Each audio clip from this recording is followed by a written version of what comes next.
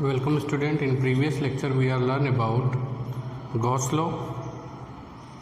In this particular lecture we are going to learn application of Gauss law. The first, basically there are four application of Gauss law. First one is field due to an uniformly long straight uniformly charged wire, and second one is field due to uniformly charged sheet. Third one is electric field to find electric field due to uniformly charged spherical cell, and the fourth one is electric field due to uniformly charged sphere. Now we are going to first field due to an infinitely long straight uniformly charged wire. Clear है? First we are going to figure, suppose we have this uniformly charged wire of infinite length. Dotted means this is infinite. This can be never end. सबसे पहली बात start करने से पहले Gauss law क्या करता है, इलेक्ट्रिक फील्ड फाइंड आउट करने के तरीके को आसान कर देता है। जितने भी सिमेट्रिकल ऑब्जेक्ट हैं, जैसे ये सिमेट्रिकल है, टू पार्ट्स में डिवाइड कर सकते हो, स्फेरिकल सेल है, स्फीयर है, थिन शीट है। अगर इसका हमको इलेक्ट्रिक फील्ड फाइंड आउट करना होगा with the help of Gauss law, it is very easy, otherwise it is very complicated. Now we are going for first electric field due to an infinitely long straight uniformly charged wire or conductor. Is that clear?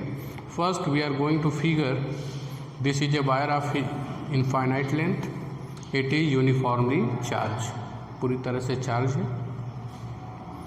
अब मैंने आपको ये बताया था कि कभी भी अगर गॉस लॉ का यूज तभी होगा व्हेनेवर ऑब्जेक्ट इज गॉसियन, यानी गॉसियन होगा, यानी कि गॉस लॉ तभी अप्लीकेबल है, किसी भी गॉसियन सरफेस के लिए अप्लीकेबल है. गॉसियन सरफेस का मतलब बेटा है ऐसा सरफेस जो पूरी तरह से बंद हो.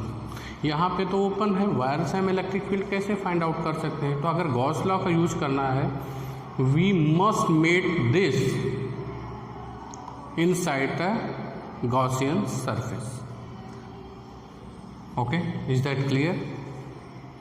क्योंकि गॉसियन सरफेस के अंदर अगर ये चार्ज रहेगा जो भी यूनिफॉर्मली डिस्ट्रीब्यूटेड है अलोंग द वायर, तब भी हम फाइंड आउट कर सकते हैं गॉस लॉ का यूज करके electric field. That's why suppose we have to find out electric field at point P due to this uniformly infinite length wire, uniformly charge infinite length wire. हमको P point पे find out करना है.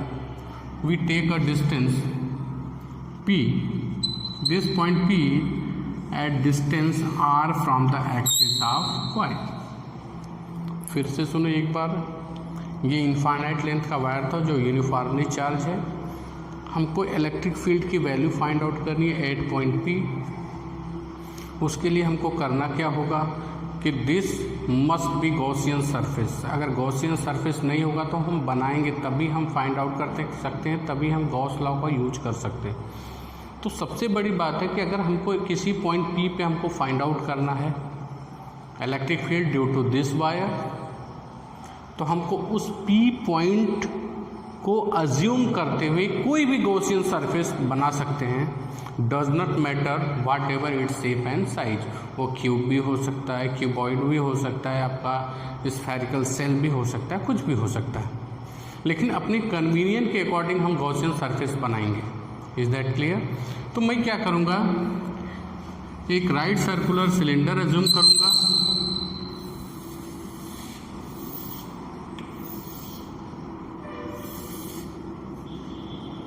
जिसकी length क्या होगी बेटा L, और radius कितनी होगी R. जहाँ पे भी फाइंड आउट करना है, अगर आपको इस वायर के एक्सिस से 10 सेंटीमीटर पे फाइंड आउट करना है, तो आप क्या करोगे, 10 सेंटीमीटर के Gaussian surface right circular cylinder हम बंद कर देंगे, बना देंगे। तो अब इस तरह से देखा जाए कि सारा चार्ज जो है इस डब्बे के अंदर बंद है, राइट सर्कुलर सिलेंडर के अंदर बंद है। Is that clear? अब ये गॉसियन सरफेस बन गया।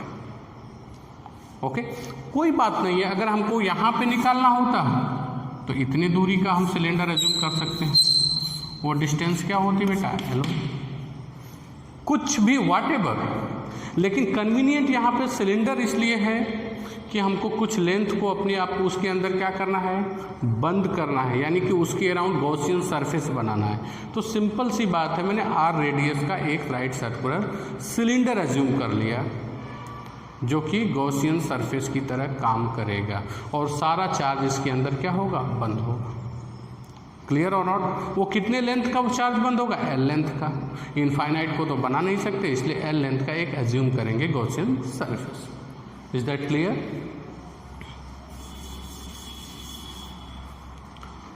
आप लिखोगे डेरिवेशन में, in the given figure there are uniformly charged infinite length wire. We want to find out value of electric field at point P due to this wire, which is r distance from the axis of wire. To find out electric field at point P with the help of Gauss law, we make a Gaussian surface which is right circular cylinder of radius small r. Is that clear? ये आपको लिखना पड़ेगा। यहाँ पे मैं लिखूँगा नहीं क्योंकि रीज़न ये है कि उसमें टाइम लैप्स होगा।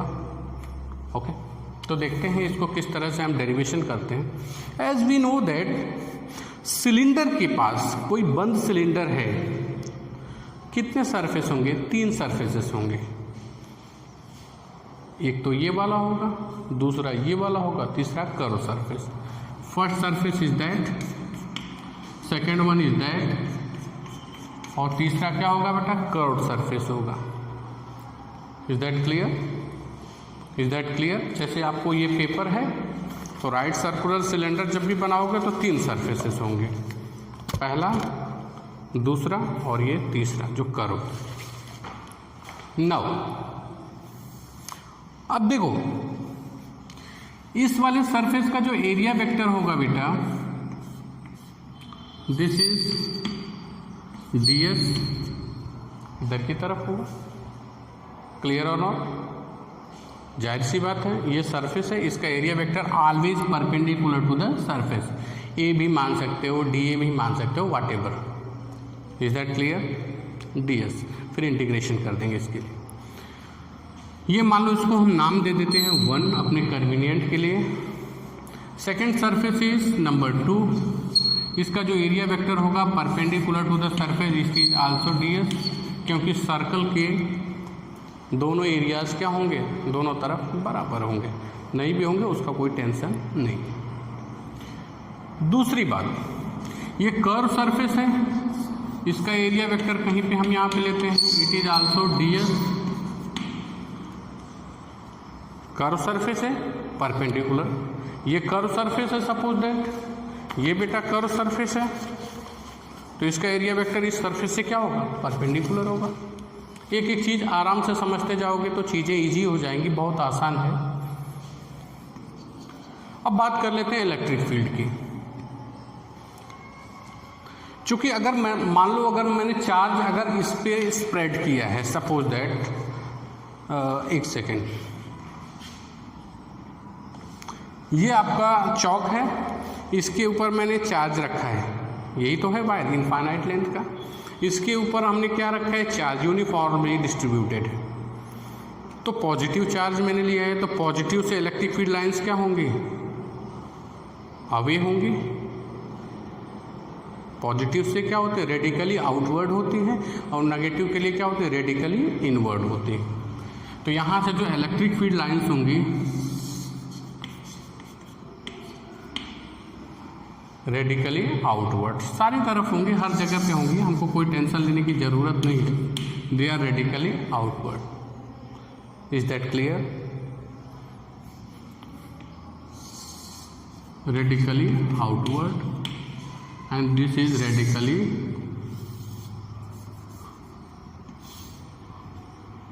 पॉजिटिव से हमेशा radically outward. Is that clear? This is all about figure. Cylinder के पास 3 कर्व सरफेस होता है, 1 और 2। 1 का area vector perpendicular to the surface, कल भी बताया था, परपेंडिकुलर टू द सरफेस। और इलेक्ट्रिक फील्ड क्या होते हैं? पॉजिटिव से रेडिकली आउटवर्ड। सेम इसी तरह से इधर भी होगा, डजंट मैटर, सब इलेक्ट्रिक फील्ड बाहर की तरफ होगा, लेकिन उसको बनाने की कोई ज़रूरत नहीं, इतने से हमारा काम चल जाएगा। ओके, चलो डेरिवेशन पे चलते हैं। अकॉर्डिंग टू गॉस लॉ,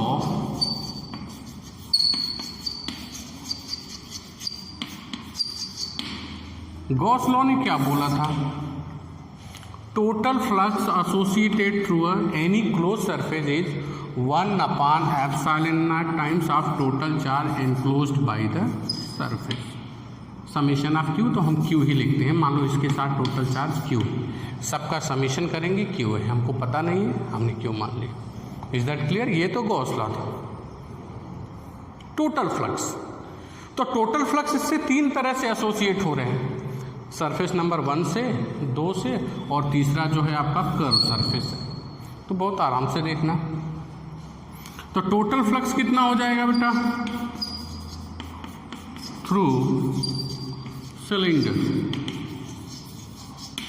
क्या हो जाएगा आपका? φ1 plus φ2 plus φ3 equal to Q/ε0। यहाँ तक किसी को कोई प्रॉब्लम? क्लियर है? बहुत आसान है। अब उसके बाद थर्ड स्टेप पे चलेंगे। हमने मैथमेटिकल फॉर्म में क्या पढ़ा था? यही पढ़ा था ना कि फाई इक्वल टू क्या होता है? सरफेस इंटीग्रल ई डॉट डी एस। अभी इसका यूज करेंगे मैथमेटिकल फॉर्म वाले का, बहुत आसान है, देखना बेटा। ई dot D S surface number 1, जो मैंने अपने कन्वीनियंट के लिए यहाँ पे मेंशन किया है, plus E dot D S surface number 2 plus E dot D S this is surface number 3 equal to Q/ε0। Is that clear? देखो अब इसके बाद का स्टेप, अब पहले वाले में देखते हैं बेटा। पहले से यही तो है, ये इलेक्ट्रिक फील्ड है, पहले का फ्लक्स निकालते हैं। तो चूंकि हमने बताया है A dot B equal to क्या होता है बेटा? E D S cos theta. ये तो E dot D S equal to क्या हो जाएगा? E D S cos theta. तो यहाँ की बात कर लेते हैं, तो ये वाला तो क्या हो जाएगा? फ्लक्स 0, क्योंकि यहाँ पे area vector D S and E के बीच का एंगल कितना है? 90 डिग्री। बिल्कुल क्लियर है फिगर में। Okay, the flux associated through the surface number 1 and surface number 2 will be 0 because there are 90 degree angle between electric field and area vector. As we know that EDS cos 90 will be 0. That's why we can say that for surface 1 and 2, E area electric field and DS area vector are at 90 degree. So क्या हो जाएगा बेटा? EDS 1 equal to EDS 2 will be 0। ये दोनों 0 होंगे क्योंकि दोनों के बीच का एंगल कितना है? 90 डिग्री। और हम जानते हैं A dot B equal to क्या होता है? A B cos theta. और चूंकि ए बी कॉस 90 रखोगे, कॉस 90 की वैल्यू क्या होगी? 0। That's why the electric flux associated through the surface 1 and 2 will be 0 because electric field makes an angle 90 degree with the area vector. Now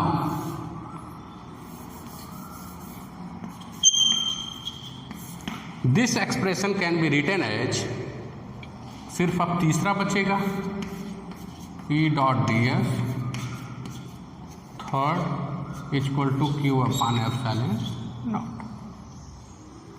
बिल्कुल clear है। अब कहोगे सर इसको जीरो आपने नहीं क्यों किया? According to figure here area vector and electric field are parallel in same direction. Area vector भी इधर है, इलेक्ट्रिक फील्ड भी इधर है। They makes an angle 0 degree, that means parallel. Whenever cos theta is 0, cos 0 is equal to 1 which will gives maximum. That's why it is not taken as 0 third surface, जो आपका curve surface है cylinder का। Clear और not? Because E and electric field and area vector are in same direction. Same direction means theta is 0, cos 0 is equal to 1. Clear or not? Now it can be written as E ds cos 0 degree is equal to q upon epsilon naught. q upon epsilon naught. थोड़ा छोटा हो जाएगा लेकिन मैं साथ साथ बोल रहा हूँ इसीलिए। Now it can be written as cos 0 is equal to 1. E को हम बाहर ले लेंगे, ds is equal to q upon epsilon naught. Electric field को बाहर ले लिया, चूंकि इंटीग्रेशन किसका करना? ds मतलब इंटीग्रेशन मतलब बहुत सारी छोटी चीज़ों को ऐड करके बड़ा कर देना। डिफरेंशिएशन का मतलब बहुत बड़ी चीज़ को छोटे छोटे पार्ट में ब्रेक कर देना। अब हमको ds चाहिए, एरिया चाहिए। वो किसका एरिया चाहिए बेटा? Curved surface area of cylinder, cylinder का कर्व है। क्योंकि ऐसे ds सिलेंडर के चारों तरफ ds होंगे। ये मान लो आपका सिलेंडर है, इसके चारों तरफ ds सब एरिया आपका क्या होगा? आपने 10th में पढ़ा होगा मेंसुरेशन में, curve surface area of cylinder is 2 pi r l, 2 pi r l. That's why this integration will gives e into 2 pi r into l is equal to q upon epsilon naught. Curve surface area of cylinder is 2 pi r l. Take a screenshot. We are going next step after that. Okay. It is very important. It can be asked in your exam, board exam.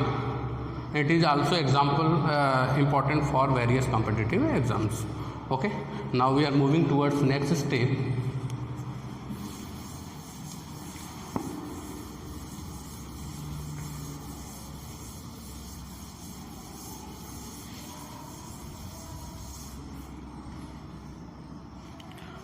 We have to calculate electric field. That's why E is equal to, यहाँ पे बेटा क्या होगा? 2 pi r l multiplication में नीचे जाएगा तो क्या हो जाएगा? डिवीजन में हो जाएगा। Q upon 2 pi r l. L is the length of cylinder. Suppose this is capital. Into epsilon naught पहले से था। Okay. E is equal to Q upon lambda upon 2 pi r epsilon naught, where lambda is equal to linear charge density q by l. 3 तरह से आपका charge distributions होते हैं, थोड़ा short में बता देते हैं इधर। लीनियर चार्ज डेंसिटी, अगर जैसे कोई लॉन्गिट्यूडनल ऑब्जेक्ट है, लोहे की छड़ है, उसके ऊपर चार्ज यूनिफॉर्मली डिस्ट्रीब्यूटेड है, तो linear charge density equal to क्या होता है? Total distributed charge upon length of object. It is known as lambda. This is known as linear charge density. Second one is surface charge density which is known as sigma. अगर मान लो कोई sheet है, suppose this is a sheet, इसके ऊपर charge distributed है. Okay, ये surface है, इसके ऊपर चार्ज डिस्ट्रीब्यूटेड है. It is known as charge per unit area. This sigma is known as charge per unit surface. It is known as surface charge density. Same is volume charge density. Rho is equal to क्या होता है? Q upon V. जैसे ये duster है आपका cuboid shape का है, इसके ऊपर चार्ज डिस्ट्रीब्यूटेड है everywhere. We can write that surface charge density is total distributed charge upon volume of object. Is that clear? Here Q by L is written as, this Q by L is written as lambda, which is known as linear charge density. Clear or not? Okay? चूंकि ये तो हो गया magnitude. अगर हम इसको vector form में लिखना चाहें तो क्या हो जाएगा? E equal to lambda upon 2 pi R cap या एन कैप भी लिख सकते हो, because it is electric field is in radial direction. भाई सिलेंडर का रेडियस बेटा ध्यान से देखो क्या है, ये एक्सिस है जिस पे वायर था, चार्ज था वायर पे, यही तो है रेडियस। तो इलेक्ट्रिक फील्ड भी तो इसी डायरेक्शन में along radial direction R cap. It is a unit vector which is along radius of the cylinder. Is that clear? कहीं कहीं आपको एन कैप भी मिलेगा, that's not a problem. Clear और नॉट? ये हुआ आपका फर्स्ट एप्लीकेशन।